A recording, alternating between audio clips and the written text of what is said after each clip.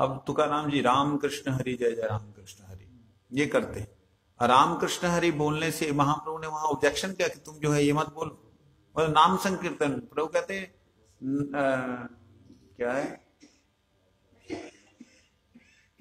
नाम नामकारी बहुधा निज सर्व शक्ति तत्र अर्पिता, सारी शक्ति दे दी।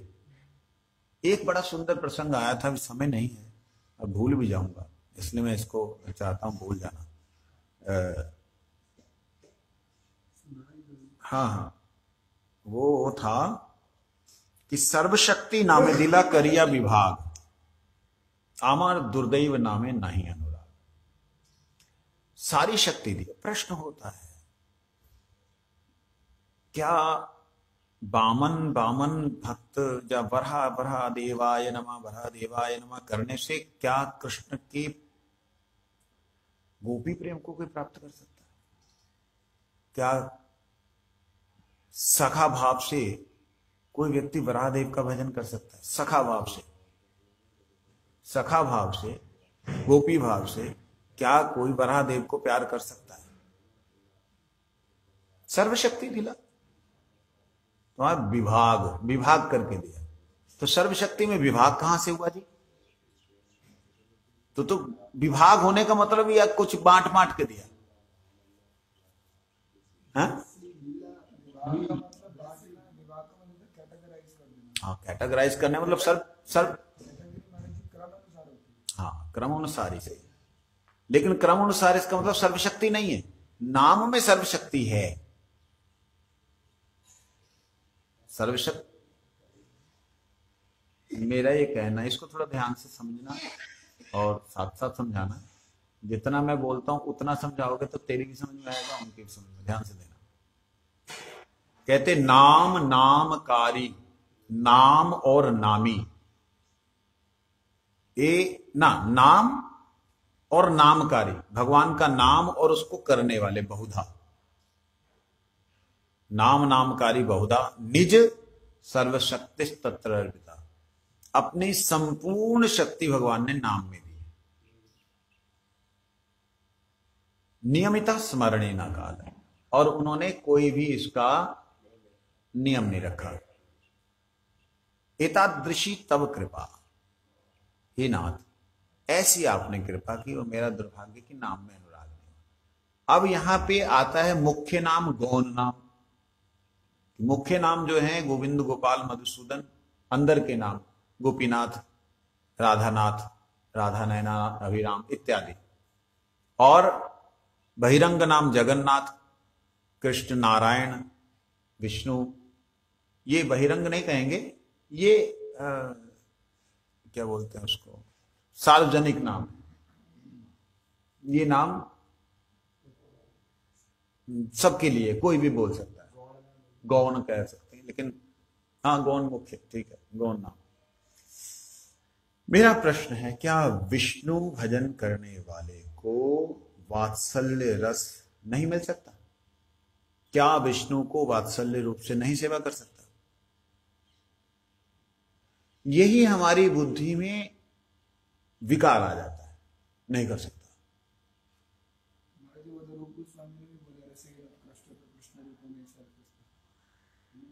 रस की दृष्टि से देखा जाए तो केवल मात्र कृष्ण, रस की दृष्टि से देखा जाए तो केवल मात्र कृष्ण है। मैं केवल मात्र शब्द की बात नहीं कर रहा हूं, मैं कह रहा हूं सर्वशक्ति नामे दिला।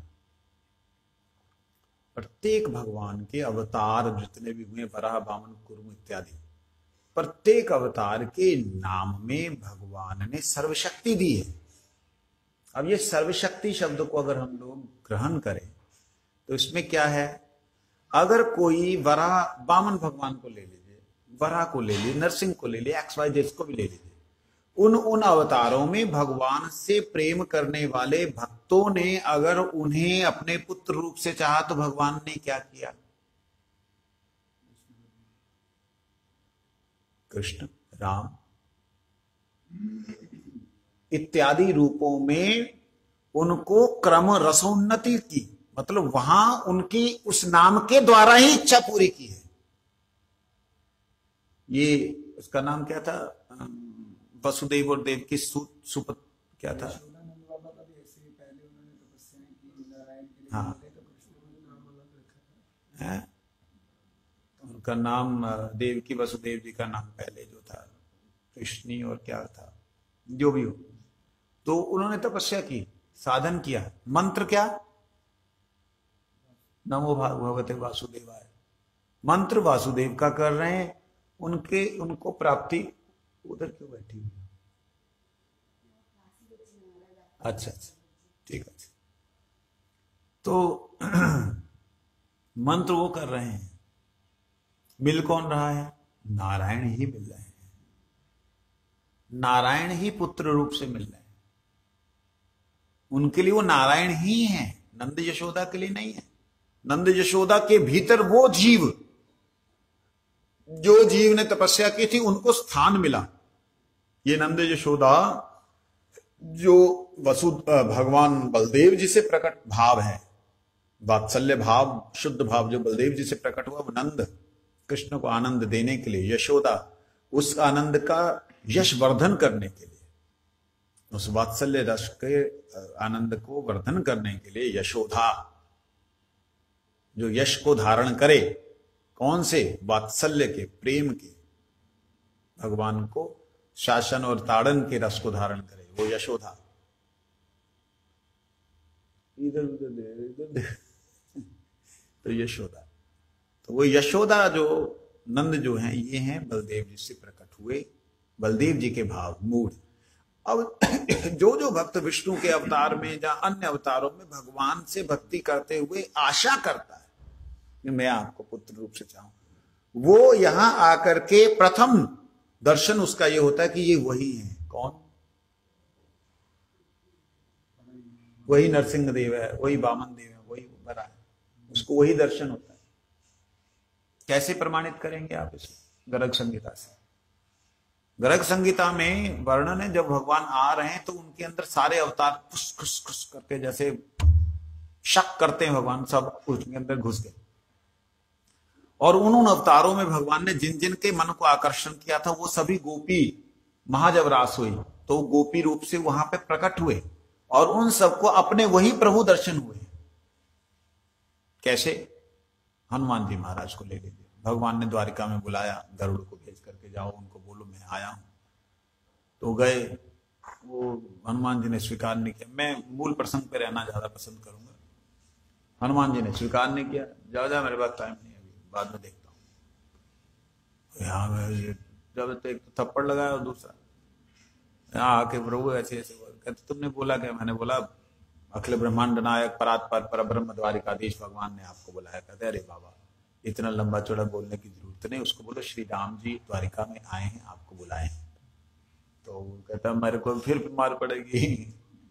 कोई ऐसी बात, तुम जाओ। और दूर से बोलता हनुमान जी, गरुड़ जी दूर से, हनुमान जी। कहते अरे तुम फिर आ गए। कहते अरे प्रभु सुनिए सुनिए, भगवान श्री रामचंद्र जी, मर्यादा पुरुषोत्तम श्री रामचंद्र जी ने आपको द्वारिका में याद किया। कहते द्वारिका कहाँ है? कहते वो समुद्र। अच्छा ठीक है मैं आ रहा हूं, नहा धो करके, इतने दिनों से नहाया नहीं। और कहते यार कमाल है, ये नहा धो के आएगा। यहाँ गरुड़ जी पहुंचे, मनोवेग से गरुड़ जी यहाँ पहुंचे, देखते हैं हनुमान जी महाराज आरती करके, तब तक वार्तालाप हो चुका, बहुत कुछ हो चुका। तो वो किसका दर्शन कर रहे हैं? वहां पे वो सत्यभामा बैठी हुई, कहते किस दासी को बैठा रखा है? मां कहाँ है? वही रुक्मणी उन्हें सीता के रूप में नजर आ रही है। तो प्रत्येक भक्त को अपने नाम, प्रभु के किसी भी नाम का आश्रय लेने से वह जो भी भाव से भावित होकर के भजन करेगा, उस भाव की पूर्ण पुष्टि राम अवतार में भगवान नहीं कर पाए। जब वह जनकपुरी में जा रहे हैं, वहां की ललनाएं, वहां की जो सखियां हैं, वहां की जो वयस्का हैं, समवयस्का श्री सीता जी की, उनके मन में भी लोग हुआ हाय कितना सुंदर है।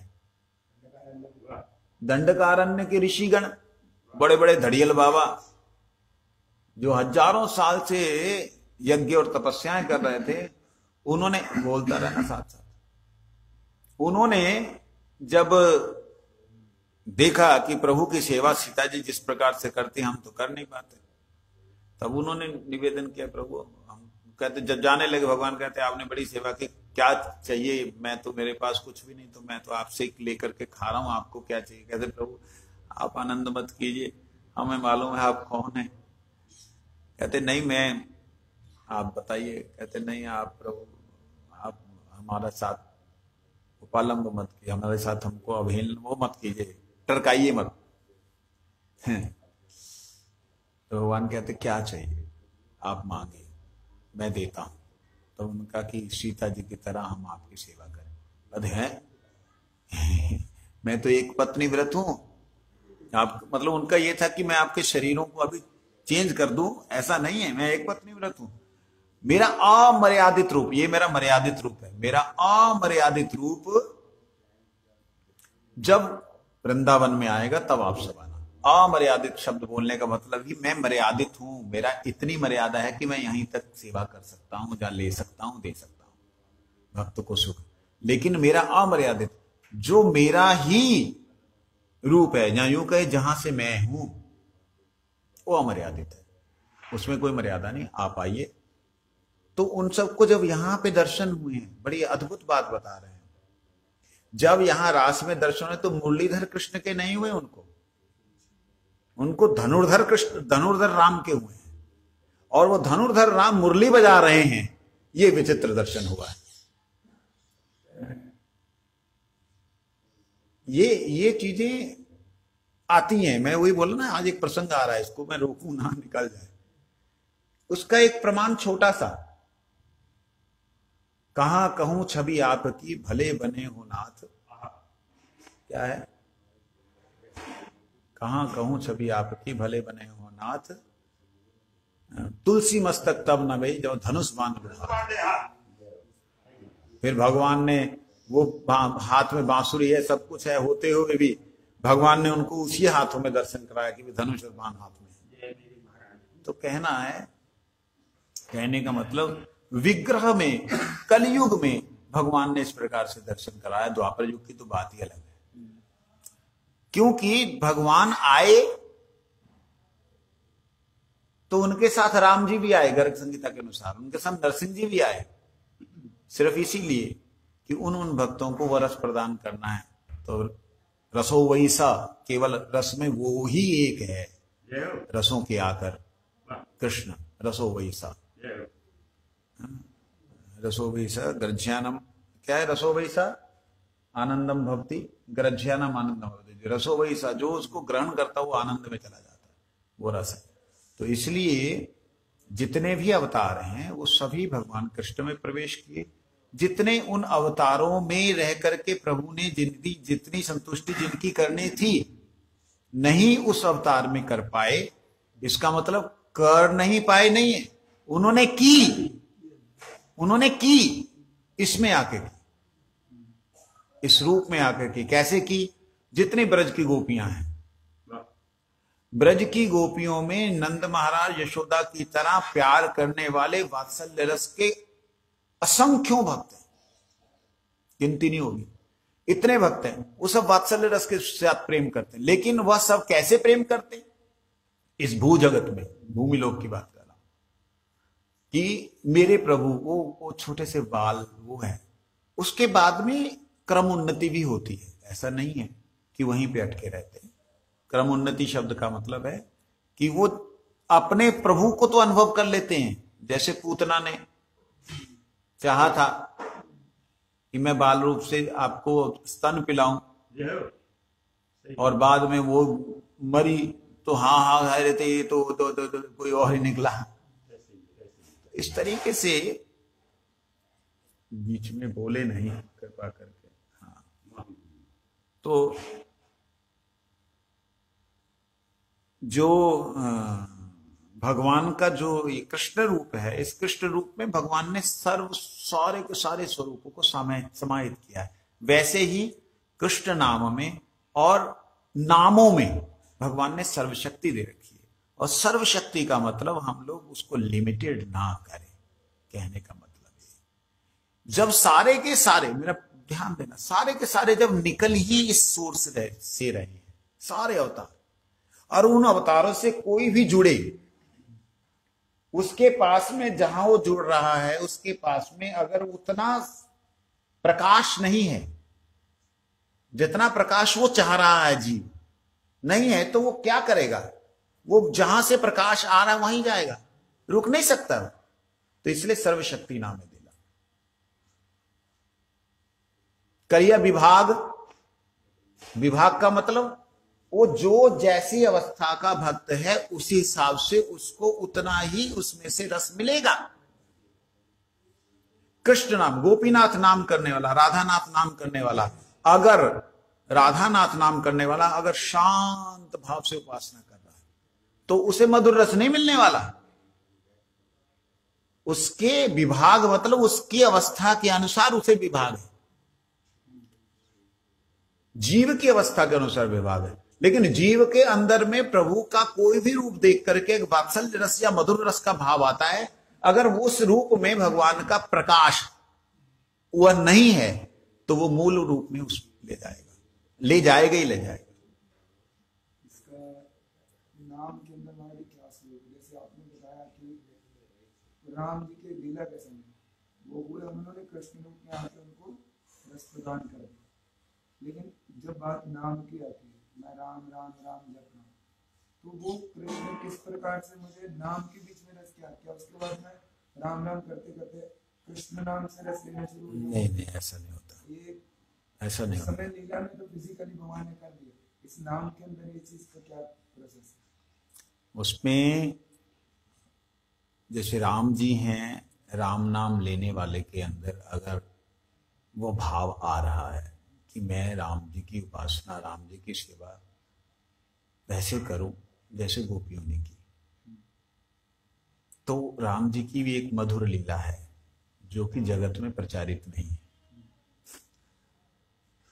अयोध्या में जब जाएंगे, अयोध्या में कनक भवन है जहां सीता जी विराज, सीता जी की 8 सखियां हैं, सुना है? वो 8 सखियों की मधुर लीला है राम जी के साथ। वो सख्य मधुर है, मधुर है लेकिन सख्य मधुर है। उसमें सखियां हैं, वो वैसे ही जैसे यहाँ कृष्ण का श्रृंगार करते हैं, वहां भी वो राम जी का श्रृंगार करते हैं श्री जी को मिलाने के लिए। तो वो उनको उस, क्योंकि राम जी के भक्त जितने भी राम नाम करने वाले, राम जी की उपासना करने वाले, उनके अंदर, प्रभु के अंदर जो प्रकाशित है उसके प्रति ही लगभग लोभ उत्पन्न होता है। 98% वही लोभ उत्पन्न होता है जो प्रभु में प्रकाशित है। जैसे लीला माधुरी और रूप माधुरी तो राम जी में भी है। हाँ, सब है, गुण माधुरी, लीला माधुरी, सब कुछ है, यहां तक कि वो बांसुरी उठा करके नाच भी सकते हैं। लेकिन तो है, करते हाँ, करते नहीं मतलब इस संसार में नहीं करते।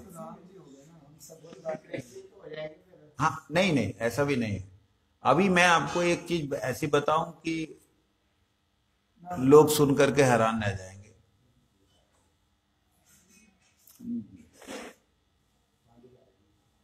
कि भगवान के जितने अवतार हैं अल्टीमेटली बलदेव जी से, भगवान के जितने अवतार, अल्टीमेट का मतलब मूल कारण रूप से बलदेव जी से, ठीक है? अब लिंक्ड किससे हैं? सारे के सारे कृष्ण से तो हैं। एक के बाद एक एक्सपेंशन हुई। राधा जी से जितनी भी अनंत वो हैं, लक्ष्मी प्रकट हुई हैं, यहां तक आप हैरान रह जाएंगे। उमा, रमा, सत्या, सती, चंद्रा, रुक्मणी, राधा अवतार, सब, इंद्र की पत्नी भी राधा रानी से हुई। इंद्र, जो जितनी भी शक्तियां हैं वो राधा रानी से, जितने भी शक्ति तत्व वो कृष्ण से हुए। तो अल्टीमेटली अगर देखा जाए तो कृष्ण मूल है, ठीक है, लेकिन बाकी लोगों के अंदर अगर वह प्रकाश कम है तो वो मूल प्रकाश, मूल तत्व में ले जाते हैं। ये कहने का मेरा मतलब है। तो लेकिन नाम का आश्रय लेकर के 98-99% जो भक्त हैं वो अपने प्रभु के प्रति पूर्ण रूप से जो है प्रभु के प्रति वो समर्पित रहते हैं, कि जो भाव में वो है उसी भाव की वो आराधना करते हैं। वो पॉइंट मतलब 1% जो है उनके अंदर आता नहीं ये हमें भी मिल जाए, ये संभावना बहुत कम है ना। बहुत कम। जैसे राम जी की ठीक है लीलाएं हैं, लेकिन हमारा भी पूर्व उनके भी भक्त वैसे ही हैं। उनमें संभावना बहुत कम है कि वो माधुर्य की तरफ चले। नहीं ऐसा होता देखो, जैसे जितने बैकुंठ हैं ना, हम लोगों ने हमारे ब्रह्मा जी के पास में सिर्फ 4 सिर थे हैं, उन्होंने 4 सिरों में भगवान के धाम के अंदर और बैकुंठों के अंदर भगवान का जो वैभव देखा उसकी इमिटेशन की, नकल बनाई, कॉपी बनाई, और उसमें से बेचारे गुरुजी हैं, ये बेचारा शब्द बोलना नहीं चाहिए लेकिन ठीक है प्रसंग बस बोल रहा हूं, उन्होंने केवल मात्र 84 लाख तक ही समझ पाए। है तो अनंत योनिया, वहां पे सारी नदियां हैं, योनि नहीं शब्द हम कहेंगे, वहां पे ऐसे हैं। वहां है लेकिन वहां काममय नहीं है, भगवत अवतार हैं वो, यहाँ कोई जीव भी बना है उधर उसकी कॉपी इमिटेशन, उसकी कॉपी, जेरोक्स कॉपी, ओरिजिनल नहीं है। लेकिन वहां पर अद्भुत ये है, वहां पे विचित्रता ये है कि वहां प्रकट होता है, एक से एक प्रकट होता है। यहां एक से एक प्रकट नहीं होता है, यहां एक से एक पैदा होता है, जन्म लेता है। गुरुदेव ने एक बार बोला, कहते ऐ नरसिंह भगवान हिरण्यकश्यप के कारण होके आया ऐसा नहीं है। हिरण्यकश्यप ने जो वर मांगा था उस वर के अनुसार वो बन के आए विष्णु भगवान, ऐसा नहीं है। वो तो जब आदि काल में जब वो एक अकेला था तब बोला बहुत हो जाए तो बहुत अनंत रूप प्रकट हो गया, उसी का इधर जीव आया। आपको याद होगा गुरुजी एक बात कहते थे, थोड़ा जागो, हेलो, एक बात गुरुजी बोलते थे, हनुमान जी इधर से कोई बंदर नहीं है, उधर से हुआ इधर तब जाके हनुमान जी आया। एक पक्षी, ये जो पक्षी है उधर गरुड़ जी है और सब चिड़िया है, उसका ही इधर है छाया है, उसको लिया जाएगा। मुझे तो भगवत हनुमान जी वगैरह तो ये कैसा छाया होता है? अरे यहाँ पे उनकी छाया बंदर वगैरह है, कहने का यह हनुमान जी की छाया नहीं है, गरुड़ जी छाया नहीं। कि नरसिंह देव कोई ऐसा नहीं है कि पहले थे नहीं, आदि नरसिंह तो है ही है ना। तो आदि नरसिंह का मतलब भगवान के उस समय में गोलोक धाम के विस्तार में जब भगवान ने एक ओम बहुत श्याम बोला तो उसी समय नरसिंह प्रकट हो गए, उसी समय वराह कूर्म इत्यादि सारे प्रकट हो गए। वो मतलब यहाँ सोच ही नहीं सकते ना, यहाँ तो सिर्फ कुछ अवतार, 1000 अवतारों की गिनती होगी हमारे पास में। वहां तो अनंत है, अनंत शब्द का ना, अनंत विष्णु अनंत वैकुंठ, अनंत शब्द जो प्रयोग किया गया है, तो यहाँ तो लिमिटेड है, वहां अनंत है। और अनंत में से 84 लाख उठा करके यहाँ पे हमको दिखा दी, और 84 लाख भी 14 लोकों के अंदर, एक पृथ्वी लोक में नहीं है 84 लाख। आ ब्रह्म भुवना लोका पूर्णावृतो न अर्जुना, ये ब्रह्मा से लेकर के नीचे के जो लोक हैं, इन 14 लोकों में पूर्ण आवर्तन है, इधर से ऊपर आना जाना। ये मनुष्य जोनियां जो हम लोग सोचते हैं कि मनुष्य जोनी हमारे जैसे, तो ये मनुष्य जोनी के अंदर जो जात मतलब अलग अलग गिना जाता है, वो देखा जाता है कि जैसे यहां से चले जाइए और पूरब में नेपाल में चले जाइए, आसाम में चले जाइए, इनके नक्शे, इनकी आंखें, इनका फेस अलग हो जाएगा। व्यक्ति की पहचान इससे होती है, मनुष्य की। इसको वदन कहते हैं। वदन किसे कहते हैं? शरीर को नहीं कहते। हमारे पंजाब में वदन का मतलब पिंडा, वदन का मतलब इसको। इसमें 5 इंद्रियां हैं, ज्ञान इंद्रियां, आंख, नाक कान जिह्वा त्वचा, 5 की 5 इंद्रियां इसमें। हम सुख लेते हैं इन 5 इन्हीं शरीर से, मूल रूप से सुख लेते हैं। तो कहने का मतलब ये है परिचय। तो ये आप पंजाबियों का देख लें, चाहे कहीं भी चले जाएं, मुड़ाले मुड़, वो अलग होगा। आप ऊपर चले कश्मीरियों का अलग होगा। ऐसे करके हरे हर 100 योजन के बाद में जो है वो बदल जाता है चेहरा। तो इस पृथ्वी के इतने भाग कर लें तो यहां मेरा ख्याल से 1000, ज्यादा से ज्यादा 1000 या 2000 तरह के मनुष्य होंगे पूरी पृथ्वी में। 4 लाख कहां है फिर? ना वो जड़, देखिए अगर जड़ बुद्धि वाले अगर देखेंगे ना बुद्धि के, अभी मेरे कुछ दिन पहले चर्चा हुई थी, कुछ दिन पहले मेरी इसी विषय पे चर्चा हुई कि भक्तिविनोद ठाकुर जी ने ऐसे लिखा है कि बुद्ध, शबर, अंतज्य ये सब जातियों को लेकर के अलग अलग हो गए। तो बुद्धि के विकास के कारण अलग, अरे केवल 84 लाख बुद्धियों का विकास है, तेरी और मेरी बुद्धि में भी विकास में अंतर है, अनंत है बुद्धि का विकास अगर देखेंगे तो। लेकिन एक स्तर तो है, कोई स्तर नहीं है इसका, बुद्धि के विकास का स्तर तो गिने नहीं सकते। 100% यहां जोनियों की बात हो रही है, यहां बुद्धि के स्तर की बात है। अगर ऐसे हो तो हाथी का बच्चा जो है वो तो हाथी के बुड्ढे के अंदर में अंतर आ जाएगा, वही बुद्धि का विकास। क्यों जी? ये नहीं, उनको कैसे आप मनुष्य नहीं गिनेंगे?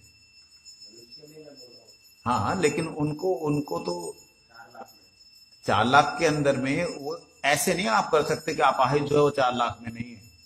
4 लाख के अंदर में होने पर भी उसको कैटेगराइज नहीं कर सकते। अपंग को कर्मानुसार है। देखिए जी, चेहरे की शेप बदल रही है तो समझिए ये प्रजाति है। जैसे तितली काली तितली एक होती है, एक रंग बिरंगी तितली होती है। तो रंग बिरंगी वाली का अलग हो गया, काली का अलग हो गया।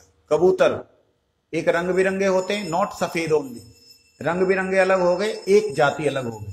कौवा एक पूरा काला हो गया, एक के गले में कंठी हो गई। तो ऐसे ये प्रजातियां अलग होती हैं।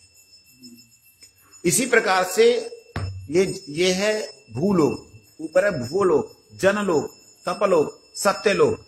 ये जो ऊपर के जो लोक है, भू स्व जन्म तप, इन लोकों में भी मनुष्य योनियां हैं। क्यों? मनुष्य शत्रुपता के तो सारी संतान है। देवता किसकी है संतान?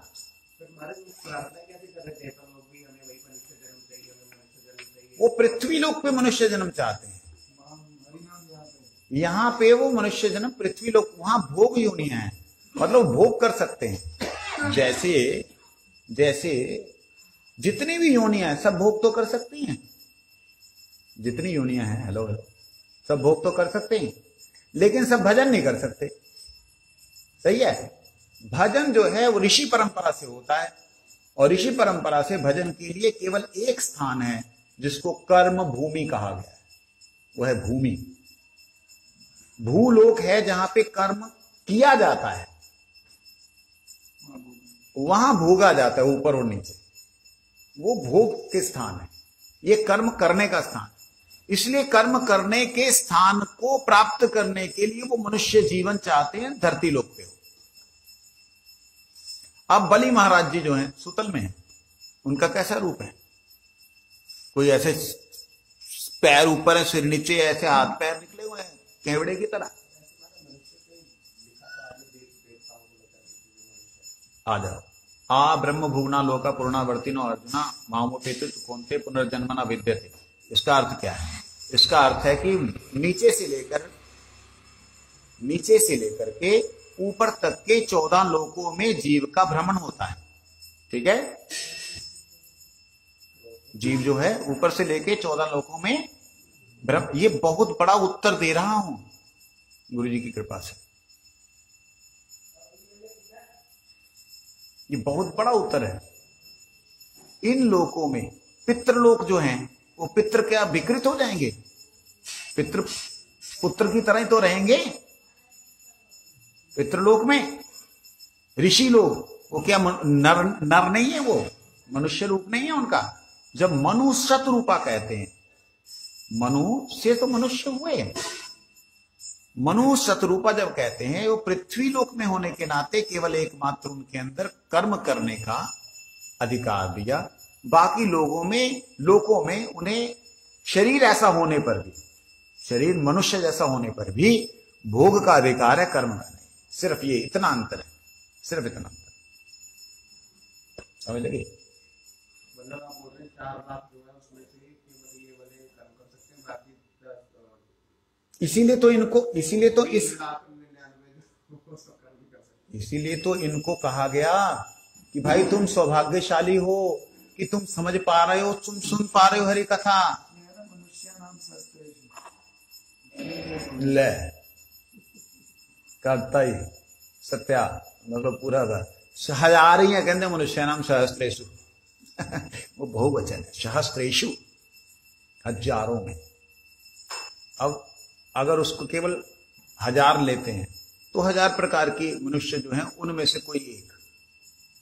लेकिन कहने का मेरा मतलब ये है, मनुष्य का मतलब है मनु और शत्रुपा से उत्पन्न। मनु शत्रुपा से क्या, कौन सी सृष्टि उत्पन्न हुई?